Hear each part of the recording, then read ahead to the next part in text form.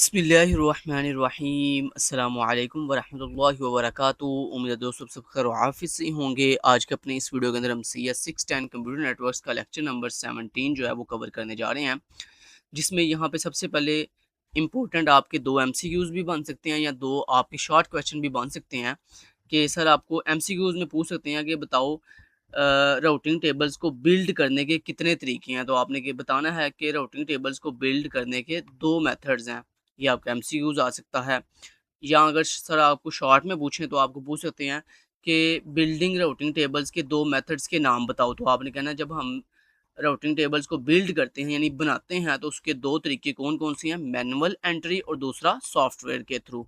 यानी या तो हम मैनुअली एंट्री करके अपने राउटिंग टेबल को बिल्ड कर सकते हैं या फिर सॉफ्टवेयर के थ्रू। अब राउटिंग टेबल क्या होता है, इसके बारे में मैंने आपको डिटेल से प्रीवियस मॉड्यूल में बताया था कि राउटिंग टेबल बेसिकली वो हमारे पास एक टेबल होता है जिसमें हमारे सारे के सारे स्विचेस की इंफॉर्मेशन होती है, या आसान वर्डिंग में ये समझ लो पूरा एक मैप होता है जो ये दिखा रहा होता है कि आपका डाटा जो है वो अगर इस डेस्टिनेशन पे जाएगा तो किन किन रास्तों को जो है वो फॉलो करता हुआ जाएगा। ठीक है, तो वो राउटिंग टेबल होता है। तो यहाँ पर ये था आपका पहला शॉर्ट क्वेश्चन या पहला MCQ। इस तरह सर आपको पूछ सकते हैं कि बताओ राउटिंग टेबल को कंप्यूट करने के कितने तरीके हैं। तो उसके भी दो तरीके हैं। तो यहाँ पर देखें दोनों चीज़ें सेम हैं, सिर्फ फ़र्क किस चीज़ का, यहाँ पे देखें बिल्डिंग की बात हो रही है और यहाँ पर कंप्यूटिंग की बात हो रही है। तो इस चीज़ को आपने मद्देनजर रख के जवाब देना है। अगर तो MCQ आता है बिल्डिंग राउटिंग टेबल के कितने तरीके हैं तो आपने कहना दो मेथड्स हैं। अगर कहते हैं कंप्यूटिंग राउटिंग टेबल के कितने मेथड तो आपने कहना दो मेथड्स हैं। दोनों का आंसर 2 ही है, लेकिन इनके जो आगे फर्दर आंसर है उसमें थोड़ा डिफरेंस है कि आपने याद रखना है। अगर आपको शॉर्ट में पूछे building router tables routing tables की जो है मेथड्स के नाम लिखो तो फिर आपने ये लिखने हैं मैनुअल एंट्री और सॉफ्टवेयर। और अगर सर पूछे कंप्यूटिंग राउटिंग टेबल के दो मेथड्स के नाम लिखो तो फिर आपने कहना है static routing and dynamic routing. ठीक है, तो इस चीज़ में आपने गड़बड़ नहीं करनी। ये ना वो पूछें बिल्डिंग के बारे में आप जो है वो static routing and dynamic routing लिखा हो, और अगर वो कंप्यूटिंग के बारे में पूछें तो आप मैनुअल एंट्री और सॉफ्टवेयर लिखा हो। तो ये चीज़ से आपने कंफ्यूज नहीं होना। बिल्डिंग का मतलब होता है किसी चीज़ को बनाना, और कंप्यूट का मतलब होता है जब वो चीज़ बन जाए तो उसमें कंप्यूट करना, मतलब चीज़ों को इन्फॉर्मेशन को फिल करना, ये या उसमें तज्जिया करना, एनालिसिस करना चीज़ों का, ये कंप्यूटिंग कहलाता है। ठीक हो गया ना? तो इस चीज़ को आपने अच्छे से याद रखना। अच्छा, ये आपके दो शॉर्ट क्वेश्चन और दो MCQ जो अच्छे से तैयार हो गए। उसके बाद यहाँ पे सर आपको शॉर्ट शॉर्ट में पूछ सकते हैं कि what is difference between static routing and dynamic routing. आप अभी भी पढ़ के आए हो ना कि राउटिंग टेबल को कंप्यूट करने के दो तरीके हैं, एक स्टैटिक राउटिंग और एक डायनामिक राउटिंग। तो इन दोनों में क्या डिफरेंस है ये आपको सर शॉर्ट में पूछ सकते हैं। तो अगर आपको सर पूछें कि static routing and dynamic routing में क्या फ़र्क है, तो ये आपने यहाँ पे इन दोनों की डेफिनेशन पेपर में लिख देनी है। अब दोस्तों अगर मैं आपको पहले सादा अल्फाज में हम डेफिनेशन बाद में पढ़ते हैं, पहले इस सादा अल्फाज में समझते हैं।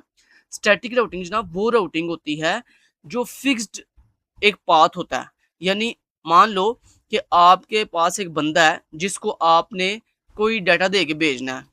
ठीक है, आपने उसको बोला कि तुमने यही रास्ता पिक करना है, इसके अलावा कोई दूसरा अल्टरनेट रास्ता तुमने पिक नहीं करना, चाहे कुछ भी हो जाए। तो this is a static routing, इसको कहते हैं स्टैटिक पाथ या स्टैटिक राउटिंग। और डायनामिक राउटिंग क्या होती है कि आपने उसको बताया तुम्हारे पास ये भी रास्ता है, ये भी रास्ता है और ये भी रास्ता है, तुम्हारी मर्जी है, तुम इस रास्ते चले जाओ, तुम इस रास्ते पे चले जाओ या इस रास्ते से चले जाओ। मकसद क्या है कि डाटा को अपनी मंजिल तक पहुंचाना। अब तुम्हारी मर्जी है, तुमने इन तीनों रास्तों में से कोई भी एक रास्ता पिक कर लेना। This is a dynamic routing. जबकि स्टैटिक में क्या था कि आपने फिक्स कर दिया था कि भाई यही रास्ता है, इसी को पिक करना है, तुमने मरते मर जाना है, इस रास्ते को छोड़ना नहीं है। ठीक है, तो यही चीज़ है स्टैटिक राउटिंग। तो अब हम डेफिनेशन से पढ़ लेते हैं। कहता है it is done at boot time. Boot कहते हैं जब किसी सिस्टम को स्टार्ट किया जाता है, यानी जब वो स्टार्ट होता है कोई भी सिस्टम तो उसको हम कहते हैं बूट टाइम है ये इसका। तो कहता है ये जो स्टैटिक राउटिंग होती है ना, ये तभी बिल्कुल डन हो जाती है जब हम उसको सिस्टम को बूट करते हैं यानी रन करते हैं। इट इज सिंपल, कहता है ये बहुत ही सिंपल होती है and has low network overhead, और इसका जो नेटवर्क ओवरहेड होता है वो बहुत ही लो होता है। It is inflexible. इनफ्लेक्सिबल कहते हैं यानी जिसको चेंज ना किया जा सके, जिसको एडिट ना किया जा सके। जैसे यहाँ मैंने आपको एग्जाम्पल में बताया कि एक रास्ता भाई तुमने इसको चेंज नहीं करना, छोड़ना नहीं है, चाहे कुछ भी हो जाए। ठीक है, तो ये क्या इनफ्लेक्सिबल चीज़ है।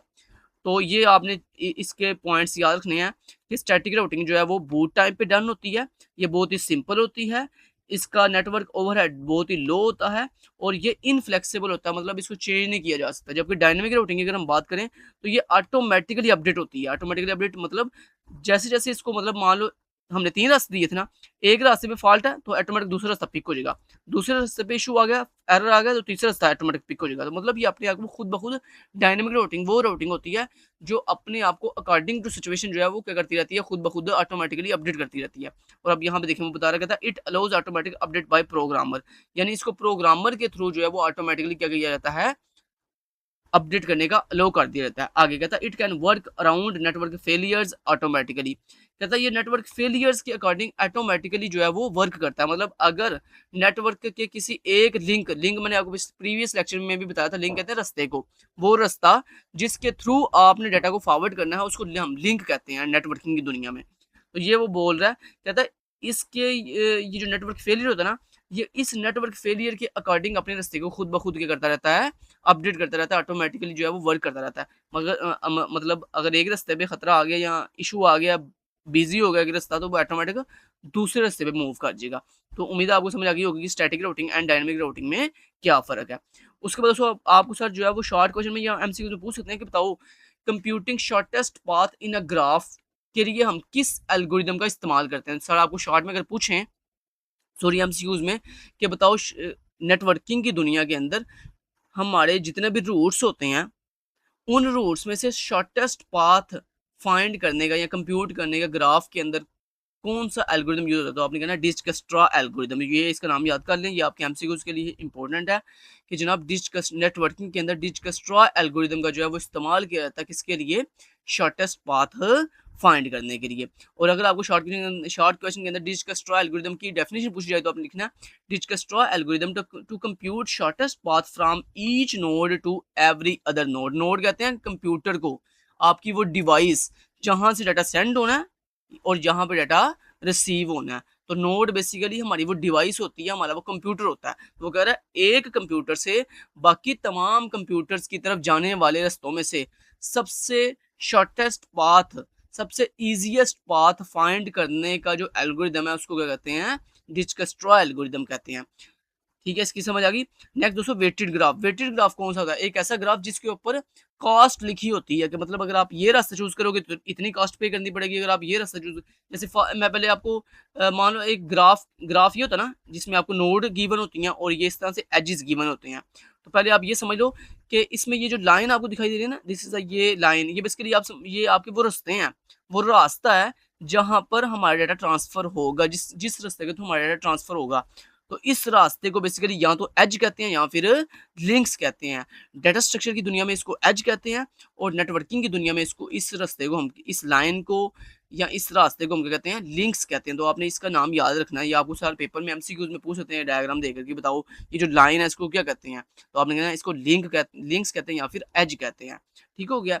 तो उसके बाद ये जो आपको सर्कल दिखाई दे रहा है, ये सर्कल इसको कहते हैं नोड, इसको क्या कहते हैं जनाब, नोड कहते हैं इसको। ये बेसिकली वही कंप्यूटर है, वही नोड है, वही डिवाइस है जो डाटा सेंड कर रही है, डाटा रिसीव कर रही है। तो ये जितने भी सर्कल्स बने हुए हैं इनको आप क्या कहते हो, नोड कहते हो। और ये जितने भी लाइनें बनी हुई हैं यानी रास्ते बने हुए हैं इनको हम क्या कहते हैं, लिंक्स कहते हैं। और ये जो आपको लिखा दिखाई दे रहा है लाइन के ऊपर, ये जो आपको वैल्यू नजर आ रही है 9 6 8 3, ये नजर आ रहा है ना, ये लाइन बनी हुई है और यानी ये लिंक बना हुआ है, ये आपका रास्ता है। और इस रास्ते के ऊपर ये लिखा हुआ है 2, यहाँ पे लिखा हुआ है 5। तो बेसिकली ये जो आपकी वैल्यू लगी हुई है ना, इनको हम कहते हैं वेट, इनको कहते हैं वेट। वेट क्या होता है, वेट बेसिकली आपकी उस रास्ते की कॉस्ट होती है कि यानी अगर आप ये रास्ता चूज करोगे तो आपको इतनी कॉस्ट पे करनी पड़ेगी।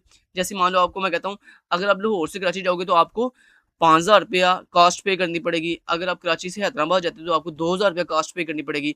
तो यही चीज़ वो यहाँ पे रिप्रेजेंट कर रहा है कि अगर आप ये आपकी नोड 1 है, ये आपकी नोड 5 है। वो कहता है अगर आप नोड 1 से नोड 5 पे जाओगे तो जो आप नोड 1 से नोड 5 पे जाने के लिए ये जो रास्ता चूज करोगे उसके लिए आपको कितनी कास्ट पे करनी पड़ेगी, 9 कास्ट पे करनी पड़ेगी। ऐसे ही वो बता रहा है ये नोड 5 है, ये नोड 2 है। नोड 5 से नोड 2 पे जाने के लिए आपको जो कास्ट पे करनी पड़ेगी, जो आपका वेट है यहाँ पर वो कितना है, 6 है। ठीक है। अब इसी को कहते हैं दोस्तों वेटेड ग्राफ। ये जो वो बता रहा है ना weighted graph, weighted graph basically यही होता है। अगर मान लो इस ग्राफ के ऊपर ये जो वेट लगा हुआ है, मतलब 9 6, ये जो कास्ट वो बता रहा है कि इतनी कास्ट पे करनी पड़ेगी, अगर ये कास्ट ना लगी हो, ये वेट ना लगा हो तो इसको हम कहते हैं अनवेटेड ग्राफ। इसको क्या कहते हैं, अनवेटेड ग्राफ। लेकिन अगर किसी ग्राफ की लाइन के ऊपर इस तरह कास्ट लिखी हो यानी वेट लिखे हो तो इसको हम कहते हैं वेटेड ग्राफ। समझ आएगी बात की। अब इसी वेटेड ग्राफ के अंदर आपने क्या फाइंड करना होता है, शॉर्टेस्ट पाथ फाइंड करना होता है। अब शॉर्टेस्ट पाथ कैसे फाइंड करते हैं वो मैं आपको बता देता हूँ। शॉर्टेस्ट पाथ जनाब हम इस तरह से डिफाइन करते हैं, ये देखिए मैं आपको बताता हूँ, ये देखिए जरा। मान लो आपने जो है, एक मिनट, अच्छा जी, मान लो आपने नोड 1 से नोड 4 की तरफ जाना है, तो यहाँ पे देखो आपके पास डिफरेंट रास्ते हैं, आप किसी भी रास्ते को चूज कर सकते हो। आप 1 से पहले 5 पे चले जाओ, फिर 5 से आप 2 पे चले जाओ, 2 से आप 6 पे आ जाओ, 6 से आप 7 पे चले जाओ, फिर 7 से आप 4 पे चले जाओ। एक रास्ता ये है। दूसरा रास्ता क्या है कि 1 से आप 5 पे आ जाओ, 5 से आप 2 पे जाओ, 2 से आप जो है वो 3 पे आ जाओ, और 3 से 4 पे आ जाओ, ये भी एक रास्ता है। फिर तीसरा रास्ता ये भी है कि आप 1 से 5 पे आ जाओ, 5 से आप 2 पे आ जाओ, 2 से आप जो है वो 6 पे आ जाओ, 6 से आप 3 पे चले जाओ, और 3 से आप 4 पे चले जाओ, ये भी एक रास्ता है। तो मतलब ये 3 पॉसिबल रास्ते हैं आपके पास। तो आप इन पॉसिबल 3 रास्तों में से कौन सा रास्ता चूज़ करोगे जो सबसे शॉर्ट होगा? अब शॉर्टेस्ट होगा, शॉर्टेस्ट कैसे पता चलेगा? इनके वेट के लिहाज से, कि मतलब आप तीनों रास्तों के ये जो वेट लगे हुए हैं ना, इन वेट को प्लस कर दो और देखो जिस रास्ते के ऊपर आपको सबसे कम वेट पड़ रहा है, सबसे कम कॉस्ट पड़ रही है, हम उस रास्ते को चूज कर लेंगे और वही हमारा शॉर्टेस्ट पाथ होगा। समझ आ गई बात की? तो ये इस तरह से हम शॉर्टेस्ट पाथ फाइंड करते हैं। उसके बाद ये सारा सारा छोड़ दो। उसके बाद आपका इंपॉर्टेंट यहाँ पे क्वेश्चन है कंपैरिजन। आपको पेपर में सर पूछ सकते हैं, शॉर्ट में भी पूछ सकते हैं या लॉन्ग में भी पूछ सकते हैं कि difference between distance vector routing and link state algorithm. तो इन दोनों के दरमियान सर आपको जो है वो ये क्वेश्चन अगर कंपैरिजन पूछें तो आपने ये इन दोनों का कंपैरिजन पेपर में लिख देना। ये आपको 5 नंबर में भी सर पूछ सकते हैं या 3 नंबर में भी सर पूछ सकते हैं। तो अगर इनका डिफरेंस पूछे तो ये 3 पॉइंट्स आपने डिस्टेंस वेक्टर राउटिंग के अंदर लिख देने हैं, और ये 3 पॉइंट्स आपने लिंक स्टेट एल्गोरिदम में लिख देने हैं। और अगर आपको सर अलग-अलग पूछे, मान लो 3 नंबर पूछे what is distance vector routing, तो आपने ये ओनली ये 3 पॉइंट फिर लिख देने हैं। और अगर अगर सर पूछें what is link state algorithm, तो फिर आपने ये 3 पॉइंट लिख देने हैं। और अगर आप सर आपको 5 नंबर में पूछें what is difference between distance vector routing and link state algorithm, तो फिर आपने इन दोनों में क्या कर देना, डिफरेंस कर देना। अब देखो कहता है जो डिस्टेंस वेक्टर राउटिंग होती है ना, वो बहुत ही वेरी सिंपल इंप्लीमेंटेशन होती है, जबकि जो लिंक स्टेट एल्गोरिदम होता है वो मच मोर कम्प्लेक्स होता है। इस तरह वो बता रहा है, कहता है जो दूसरे इनमें डिफरेंस है दोनों में, वो ये है कि जो डिस्टेंस वेक्टर राउटिंग होती है उसमें packet switch update it's on routing table first.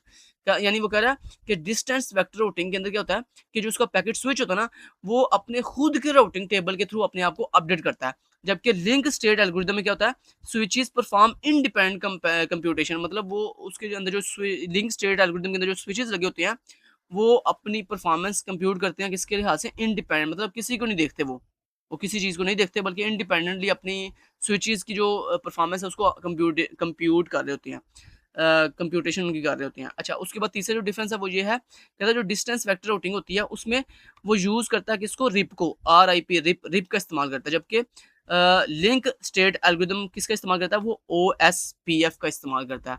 तो आपने इनके दरमियान डिफरेंस 5 नंबर के लिहाज से भी याद करना है और अलग-अलग भी इनको 3 नंबर के लिहाज से भी याद करना है। और इसके अलावा आपको एमसीक्यूज़ में भी सर पूछ सकते हैं कि बताओ डिस्टेंस वेक्टर राउटिंग किसका इस्तेमाल करता है, तो आपने कहना रिप का इस्तेमाल करता है। ये आपका एमसीक्यूज़ भी बन सकता है। या फिर सर आपको पूछ सकते हैं कि लिंक स्टेट एल्गोरिदम किसका इस्तेमाल करता है, तो आपने कहना OSPF का इस्तेमाल करता है। तो ये इनके दरमियान डिफरेंस हो गया। उसके बाद आपका सबसे आखिर पे एक लॉन्ग क्वेश्चन बन सकता है या शॉर्ट क्वेश्चन बन सकता है कि एग्जाम्पल वैन, अगर तो सर आपको ये पूछें वैन टेक्नोलॉजीज की कुछ एग्जाम्पल लिखो शॉर्ट में, तो फिर आपने सिर्फ इनके नाम लिखने हैं। पहली एग्जाम्पल है जनाब आर्फानेट, दूसरी एग्जाम्पल है फ्रेम रिले, तीसरी एग्जाम्पल है SMDS, और चौथी एग्जाम्पल है इसकी ATM। ठीक है, तो ये 4 एग्जाम्पल्स हैं या 4 टेक्नोलॉजीज हैं किसकी, वैन की। तो अगर सर शॉर्ट में पूछे तो फिर आपने इन चारों टेक्नोलॉजी के सिर्फ नाम लिखने हैं। और अगर आपको यही क्वेश्चन सर पूछें कि वैन टेक्नोलॉजीज़ की कुछ एग्जांपल्स ब्रीफली एक्सप्लेन करो, तो फिर आपने यही चारों टेक्नोलॉजीज़ के नाम के साथ-साथ इनकी थोड़ी-सी एक्सप्लेनेशन भी अपनी वर्डिंग में जो है वो वहाँ पे कर देनी है। अब हम इनको थोड़ा-थोड़ा समझ लेते हैं।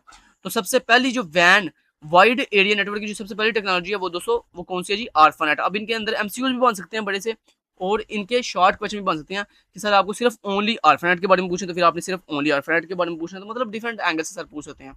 अच्छा, सबसे पहले अगर हम आर्फानेट की बात करें तो 1960 के अंदर जो है वो आर्फानेट को बनाया गया था। और आर्फानेट का स्टैंड फॉर क्या है, advance research project agency net, ये इसका स्टैंड फॉर है। और इसी ऑर्गेनाइजेशन ने इसको फंडेड भी किया था बनाने के लिए। ठीक हो गया, तो ये आपके देखो साथ साथ एमसीक्यूज भी कवर हो रहे हैं। सर आपको ये सारे एमसीक्यूज जनाब बन सकते हैं कि सर आपको इसका स्टैंड फॉर पूछ सकते हैं, इसके पूछ सकते हैं कि ये कब आया था, 1960 में आया था। उसके बाद ये आर्फानेट किस अमेरिकन ऑर्गेनाइजेशन से मतलब ये किसकी ऑर्गेनाइजेशन है, तो आपने कहना यूएस डिफेंस डिपार्टमेंट की ये एक ऑर्गेनाइजेशन है आर्फानेट, ठीक हो गया। इसके अलावा सर आपको पूछ सकते हैं कि बताओ आर्फानेट का मकसद क्या था, तो आर्फानेट का मकसद था current ideas, algorithms and internet technologies को एक्सप्लेन करना या डिस्क्राइब करना। इसके अलावा आर्फानेट जो है वो कौन सा स्टैंडर्ड यूज करता था, तो आर्फानेट जो है X.25 का जो स्टैंडर्ड है वो यूज करता था। अब ये X.25 स्टैंडर्ड क्या करता कहता है ये कनेक्शन ओरिएंटेड एक नेटवर्किंग स्टैंडर्ड है। तो अगर सर आपको पूछेंगे X.25 क्या है, तो आपने कहना ये एक स्टैंडर्ड है किसका, कनेक्शन ओरिएंटेड नेटवर्किंग का। समझ आ गई बात की। उसके बाद आगे वो बता रहा है कि आर्फानेट का मेन पर्पस क्या था, कहता है it predates computer connections which are used for terminal time sharing connection. कहता बेसिकली इसका मकसद ये था आर्फानेट का कि ये कंप्यूटर के दरमियान कनेक्शन बिल्ड करता था, किस लिए, ताकि terminal and time sharing connection जो है वो को यूज़ किया जा सके, ठीक हो गया ना। तो ये आर्फानेट की पूरी हिस्ट्री है जो आपको अच्छे से आनी चाहिए, ये आपके एमसीक्यू जो शॉर्ट के लिहाज से इंपॉर्टेंट है। उसके बाद फ्रेम रिले क्या होता है, फ्रेम रिले के अंदर भी आपके डिफरेंट एमसीक्यूज बन सकते हैं, जैसे इसकी ये रेंज के बारे में सर पूछ सकते हैं। इसके अलावा ये फ्रेम रिले करता क्या है इसके बारे में पूछ सकते हैं। ये किसको यूज़ कर किस सर्विस को यूज़ करता है ये पूछ सकते हैं। तो सबसे पहले हम बात करते हैं फ्रेम रिले की। कहता है it is used for Telco service, कहता है ये टेल्को सर्विस को इस्तेमाल करता है। ये आपका पहला एमसीक्यू हो गया। For delivering blocks of data, और दूसरा एमसीक्यू क्या बन सकता है कि फ्रेम रिले क्या करता है, ये डाटा के ब्लॉक्स को डिलीवर करता है। उसके बाद कहता है it is connection based service, और अगला एमसीक्यू क्या बन सकता है कि ये एक कनेक्शन बेस्ड सर्विस है। ये क्या है, एक कनेक्शन बेस्ड सर्विस है। आगे and must contract with Telco, और कहता है ये टेल्को के साथ मस्ट कॉन्ट्रैक्ट करता है, किसके लिए, for circuit between two and points. अगर इसने दो एंड पॉइंट के दरमियान सर्किट बिल्ड करना हो, बनाना हो, तो कहता है ये क्या करता है, फ्रेम रिले टेल्को के साथ कॉन्ट्रैक्ट करता है। आगे वो बता रहा है it is typically 56 kb per second और 1.5 MB per second and can run to 100 MB per second. इसकी जो रेंज है वो 56 kb पर सेकेंड है, या फिर 1.5 MB पर सेकेंड से लेकर 100 MB पर सेकेंड तक इसकी जो है वो फ्रेम रिले की रेंज होती है। ऐसे आगे SMDS की बात कर रहा है, तो SMDS का सबसे पहले आपको स्टैंड फॉर पता हो। SMDS का स्टैंड फॉर है switched multi megabit data service, ये इसका स्टैंड फॉर है। उसके बाद कहता है it is also a Telco service, ये भी एक क्या है, टेल्को की सर्विस है। तो ये एमसीक्यूज अगला इंपॉर्टेंट है। उसके बाद कहता है it is a connection less service, और अगला इंपॉर्टेंट पॉइंट क्या है, कहता है ये जो SMDS है ना, ये एक कनेक्शन लेस सर्विस है, मतलब इसमें कनेक्शन का इस्तेमाल नहीं होता। आगे कहता है any SMDS station can send information to any station on the same SMDS cloud. कहता है अगर एक SMDS जो स्टेशन है वो इंफॉर्मेशन को दूसरे स्टेशन तक सेंड तब करता है जब वो स्टेशन सेम SMDS क्लाउड के अंदर मौजूद हो। ये भी चीज़ आपकी इंपॉर्टेंट है, ये आपने याद रखनी है। आगे इट इज टिपिकली रेंज, और इसकी रेंज क्या है, 1.5 MB पर सेकंड से लेकर 1000 MB पर सेकंड तक इसकी जो है वो रेंज होती है। उसके बाद अगर हम लास्ट वाली टेक्नोलॉजी की बात करें तो वो ATM है। ATM का स्टैंड फॉर पहले आपको पता हो, ये इसका स्टैंड फॉर है एसिंक्रोनस ट्रांसफर मोड, ये इसका स्टैंड फॉर है जो आपके एमसीक्यूज के हवाले से इंपॉर्टेंट है। उसके बाद बता रहा है आगे वो इसकी डेफिनेशन बता रहा था it was design as a single technology for voice video and data. कहता है इसको डेवलप किया गया था, डिजाइन किया गया था, बनाया गया था किसके लिए, सिंगल टेक्नोलॉजी के लिए। क्यों, for voice video and data sharing के लिए, ठीक है। और कहता है इसकी हाई कैपेसिटी होती है, उसकी लो जाइटर होती है। उसके बाद कहता है इट यूजेस फिक्स्ड साइज, कहता है इसका जो साइज होता है वो फिक्स्ड होता है। इसमें स्मॉल सेल्स होते हैं, 48 ऑक्टेट्स डाटा होते हैं, जिसमें 5 ऑक्टेट्स हेडर इसमें इंक्लूड होता है, यानी टोटल इसमें 48 जो वैसे तो इसमें कहता है जो डाटा ऑक्टेट्स होते हैं वो 48 होते हैं, जबकि हेडर ऑक्टेट्स कितने होते हैं, 5 होते हैं।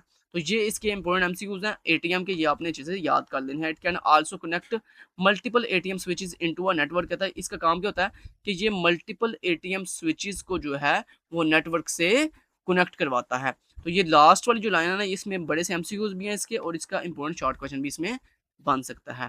सो यहाँ पे दोस्तों हमारा लेक्चर कंप्लीट होता है। मैंने बहुत ही अच्छे तरीके से आपको एक चीज़ जो है वो डिस्क्राइब की है। उम्मीद है आपको ये चीज़ समझ आई होगी। Thank you so much, till then guys, take care, अल्लाह हाफिज़।